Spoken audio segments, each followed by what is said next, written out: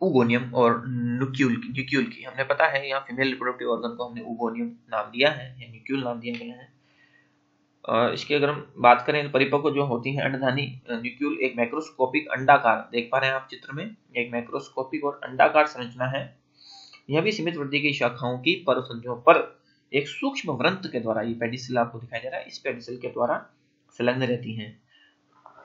और जो जातियां मोनोइशियस होती हैं, यानी कि दोनों प्रकार के सेक्स ऑर्गन्स एक ही जाति पे लग रहे हैं, उसमें यह पुंदानी के ठीक ऊपर नीचे ग्लोब्यूल लगा होता है और उसके ऊपर न्यूक्यूल लगा रहता है, जैसे हमने चित्र में देखा था, पुंदानी के ठीक ऊपर स्थित होती है। कारा की जो मैच्योर जो ओगोनियम होती है उसमें एक बड़ा अंड होता है, देख पा रहे हैं बीच में यहाँ पर एक बहुत बड़ा ये एग है पूरा, उसमें ये एग का न्यूक्लियस है, ये पूरा एक बड़ा अंडाकार एग होता है, दीर्घवर्ती अंड होता है।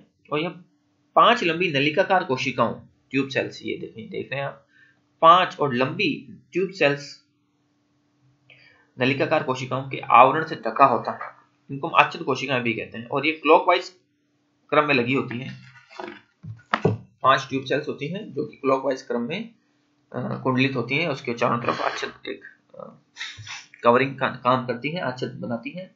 और प्रत्येक आच्छादित कोशिका अनुप्रस्थ विभाजन के द्वारा अंडधानी के शीर्ष पर 5 आच्छादित कोशिकाएं हैं, 5 ट्यूब सेल्स हैं, 5 कोशिकाएं अंडधानी के शीर्ष पर एक एक छोटी कोशिका बनाती हैं। और इस प्रकार अंडधानी के शीर्ष पर 5 छोटी कोशिकाएं एक टोपी का निर्माण करती हैं, जिसे हम कोरोना बोलते हैं। तो ये जो कोरोना एक मुकुट के रूप की तरह 5 ट्यूब सेल से 5 छोटी कोशिकाएं बनती हैं, जो कि न्यूक्यूल के शीर्ष के ऊपर व्यवस्थित होती हैं। और इन 5 कोशिकाओं से एक मुकुट बनता है, जिसे हम कोरोना बोलते हैं। और अंडधानी में अंड के जीवद्रव्य में जो अंडधानी है, यानी कि ये जो अंड का जीवद्रव्य आप देख पा रहे हैं प्रोटोप्लाज्म, ये जो है भोज्य पदार्थ में तेल अथवा स्टार्च के कणों का रूप में रहता है। और भोज्य पदार्थ अंड के नीचे की ओर स्थित होते हैं। अंड के शिखाग्र पर एक आइलाइन एरिया होता है, जिसे हम रिसेप्टिव स्पॉट भी कहते हैं।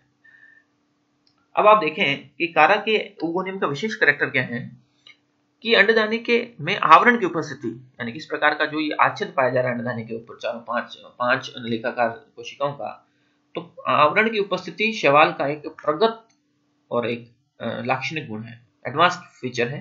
इसके आवरण की तुलना ब्रायोफाइटा में पाए जाने वाले समूह की स्त्रीधानी की जैकेट से भी आप कर सकते हैं, इसलिए ये एक एडवांस कैरेक्टर है। उस पीछे वाले डायग्राम में हमने एंथ्रोजॉइड्स भी देखे थे, एडवांस प्रकार के पाए जाते हैं। और यहाँ ओगोनियम में या न्यूक्यूल में हम देख रहे हैं कि जो जैकेट सेल्स की तरह का इसमें भी एक आवरण पाया जाता है, तो वो भी एक एडवांस्ड कैरेक्टर है, यानी कि एक एडवांस्ड लक्षण है। अब ओगोनियम का डेवलपमेंट किस प्रकार से होता है? जिस प्रकार से हमने देखा एंथ्रिडियम का डेवलपमेंट भी एक एंथ्रिडियल इनिशियल सेल से होता है, उसी प्रकार से ओगोनियम का डेवलपमेंट भी ओगोनियल इनिशियल सेल से होता है। और ये कहाँ रहती है? ये भी जो सीमित वृद्धि की शाखाओं की जो परसंधियां हैं, उन परसंधियों की जो पेरिफेरी की सेल्स हैं, उन सेल्स की कोई भी एक कोशिका ओगोनियल इनिशियल के रूप में कार्य कर सकती है। और ये पुंधानी के आधार पर स्थित बेसल नोडल सेल से व्युत्पन्न संतति कोशिका से होता है। और ओगोनियल इनिशियल 2 अनुप्रस्थ विभाजनों के द्वारा, ओगोनियल इनिशियल में 2 अनुप्रस्थ विभाजन होते हैं, 2 अनुप्रस्थ विभाजनों के द्वारा 3 कोशिकाओं का एक सूक्ष्म तंतु बनते हैं। और इस तंतु की शिखाग्र कोशिका ओगोनियल मदर सेल बनाती है। ये व्रंत हो गया, इस व्रंत के ऊपर 3 कोशिकाएं बनती हैं, 3 कोशिकाओं के तंतु के द्वारा सबसे ऊपर वाली ओगोनियल मदर सेल बन जाती है, रूप में कार्य करेगी। और जबकि मध्य कोशिका शीथ इनिशियल्स बनाती है, जो मध्य कोशिकाएं जो आपको दिख रही है वो, और जो शीथ बनने वाली है, उनके इनिशियल्स के रूप में कार्य करती है। और आधारी कोशिका पेडिसल में कोई विभाजन नहीं होता है, दीर्घित होकर अंडधानी का व्रंत बनाती है।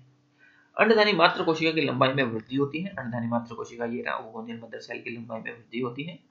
और इसके अनुप्रस्थ विभाजन से एक आधारी व छोटी व्रंत कोशिका, एक आधारी व छोटी व्रंत कोशिका और एक ऊपरी अपेक्षाकृत बड़ी अंडधानी बनती है। एक आधारी छोटी व्रंत कोशिका और एक ऊपरी ये व्रंत कोशिका, अंडधानी कोशिका बनती है,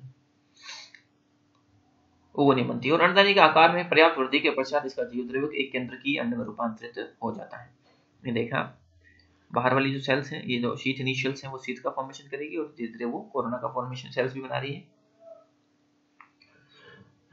अंड के विकास के साथ साथ शीथ इनिशियल्स में उदग्र विभाजन के फलस्वरूप 5 आच्छाद कोशिकाएं बनती हैं।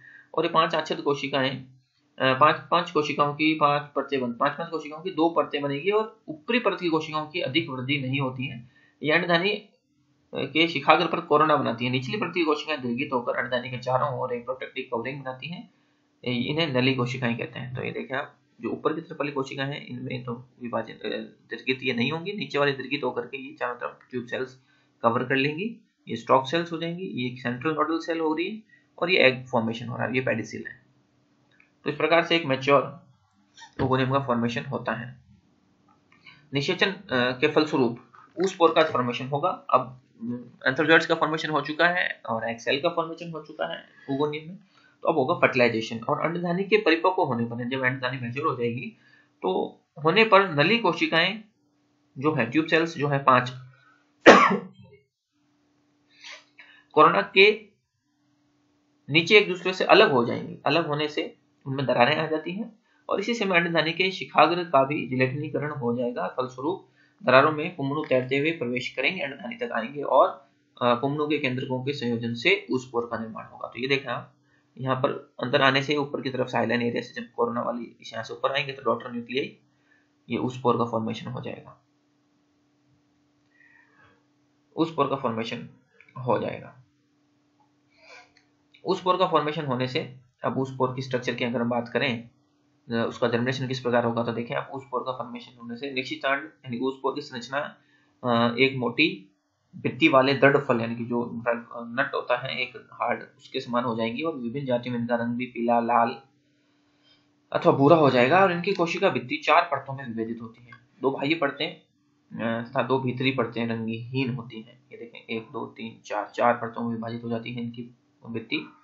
निषेचन के पश्चात कुछ समय तक निश्चितांड यानी कि ऊस्पोर शिथिल नली कोशिकाओं के बीच में रहता है और आच्छादित के टूटने पर जलकुंड में नीचे बैठ जाएगा, तल में बैठ जाएगा। और ये निश्चितांड की रेस्टिंग स्टेज होती है। रेस्टिंग स्टेज की अवधि वातावरणीय दशाओं पर निर्भर करती है। जब फेवरेबल कंडीशन आती है, अनुकूल परिस्थितियां आएंगी, तब उसका जर्मिनेशन होगा। रेस्टिंग फेज की समाप्ति पर जर्मिनेशन होता है और जर्मिनेशन द्विगुणित केंद्रक जो होता है इसका, वो शिखाग्र की ओर बढ़ता है। ये डिजेनरेटिंग न्यूक्लियर फंक्शनल, ये जो द्विगुणित केंद्रक होता है वो ऊपर की ओर बढ़ेगा और इसके रिडक्शनल डिवीजन से 4 अगुणित केंद्रक बनते हैं। रिडक्शनल डिवीजन से 4 अगुणित केंद्रक बनेंगे। जाइगोट बन गया ना, जाइगोट में रिडक्शनल डिवीजन होगा, 4 डॉटर न्यूक्लियाई बनेंगे, अगुणित केंद्रक। इसके बाद एक अनुप्रस्थ भित्ति के द्वारा 2 असमान कोशिकाओं में विभाजित हो जाएंगे। शिखाग्र की ओर एक लेंटिकुलर सेल बनेगी, उसमें केवल 1 अगुणित केंद्रक होगा, जबकि आधारी बड़ी कोशिका में 3 अगुणित केंद्रक होंगे। ये देखो, 1 केंद्रक ऊपर रह गया, 3 नीचे रह जाएंगे और ये फंक्शनल न्यूक्लियस ये रहा और 3 नीचे की तरफ आ जाएंगे। लेंटिकुलर सेल यानी ऊपर की तरफ की छोटी सेल है उसमें 1 न्यूक्लियस रहेगा, नीचे की तरफ की जो बड़ी सेल है उसमें ये 3 न्यूक्लियस रहेंगे।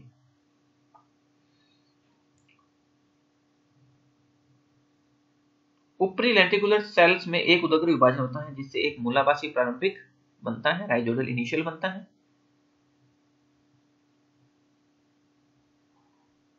और एक प्रोटोनिमल इनिशियल विभाजित होता है। ये प्रोटोनिमा इनिशियल विभाजित होता है। ये दोनों कोशिकाएं विपरीत दिशा में वृद्धि करती हैं, यानी कि इस तरफ तो ये राइजोइड बनाएगा नीचे की तरफ और प्रोटोनिमा ऊपर की तरफ बनाएगा, वृद्धि करेगा। मूलावास प्रारंभिक धनात्मक ऊर्ध्वानुवर्ती होता है तथा दीर्घित होकर प्राइमरी राइजोइड बनाता है। इसके विपरीत जो ये अपना प्रोटोनिमल इनिशियल है वो ऋणात्मक गुरुत्वानुवर्ती ऊपर की तरफ नेगेटिव जियोट्रोपिज्म दिखाएगा और विकसित होता है और एक ग्रीन प्राइमरी प्रोटोनिमा बनाते हैं।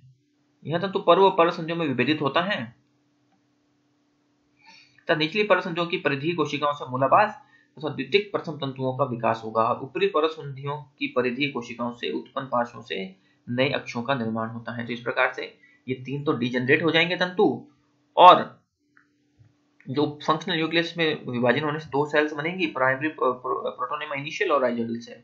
राइजोइडल सेल ये देखो नीचे की तरफ प्राइमरी राइजोइड बनाएगा और ये ऊपर की तरफ प्राइमरी प्रोटोनिमा, उससे फिर सेकेंडरी प्रोटोनिमा, और इस प्रकार से नोड इंटरनोड उसकी स्ट्रक्चर बनती रहेंगी और नए सेल्स का फॉर्मेशन होता है। तो इस प्रकार से ऊस्पोर का जर्मिनेशन होता है। अगर हम कारा के अल्टरनेशन ऑफ जनरेशन की बात करें तो कारा का पादप काय अगुणित होता है और इसमें द्विगुणित प्रावस्था केवल जाइगोट में ही, ऊस्पोर में ही थोड़े समय के लिए आती है। और ऊस्पोर के अंकुरण के पश्चात के समय द्विगुणित केंद्रक में अर्धसूत्री विभाजन होता है और इससे पुनः अगुणित अवस्था प्राप्त हो जाती है और कारा का जो जीवन चक्र होता है वो उसमें हैप्लोइड डोमिनेंट होती है। तो हम देख भी सकते हैं इस प्रकार से कारा के अंदर ये तो वेजिटेटिव रिप्रोडक्शन हो रहा है amylase stars bulbils, amorphous bulbils और सेकेंडरी प्रोटोनिमा के द्वारा। और कारा के अंदर ग्लोब्यूल और नोक्यूल जो थैलस है उसमें सेक्स ऑर्गन्स बनते हैं, और ग्लोब्यूल के अंदर एंथ्रोजोइड्स बनेंगे, न्यूक्लियस के अंदर एग सेल्स बनती हैं। फर्टिलाइजेशन होने से एक ऊस्पोर बनता है। सिर्फ ऊस्पोर में भी थोड़े समय के लिए ही डिप्लॉइड स्टेज आती है, स्पोरोफिटिक यानी डिप्लॉइड स्टेज आती है। तुरंत इसमें जर्मिनेशन जब होता है तब इसमें मियोसिस के द्वारा 4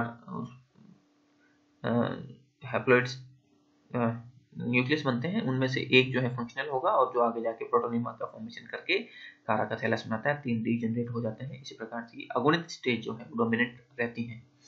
तो इस प्रकार से कारा का जो जीवन चक्र जो है वो कंप्लीट होता है। हमने कारा का लाइफ साइकिल कंप्लीटली स्टडी किया है। रिप्रोडक्शन किस प्रकार होता है, ग्लोब्यूल, न्यूक्लियस ये सब किस प्रकार बनते हैं, उनका डेवलपमेंट किस प्रकार होता है और कितनी जटिल संरचनाएं हैं, ये हमने देखा। आगे की वीडियोस के लिए आप जुड़े रहें।